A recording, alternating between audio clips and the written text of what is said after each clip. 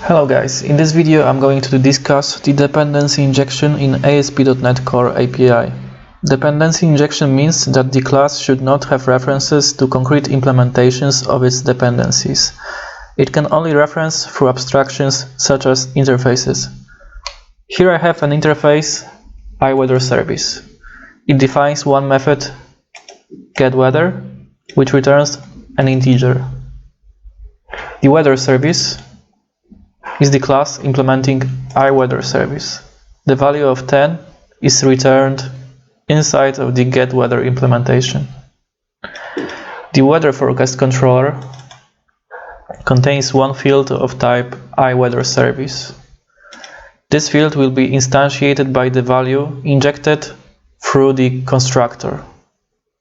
To do this, we need to configure the dependency injection container. We need to define which concrete implementation of the iWeatherService should be injected into the constructor.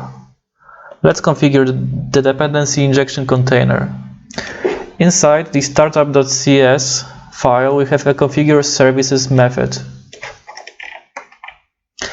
We use add_scoped to define that weather service should be injected for each iWeatherService reference.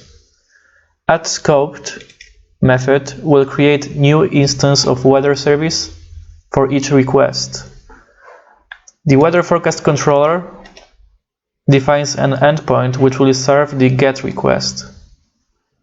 It returns the value retrieved from the getWeather method. After invoking this endpoint, we would see that it would return the value of 10. I hope that this quick introduction to dependency injection has helped you to understand the concept in ASP.NET Core API, and I hope to see you soon.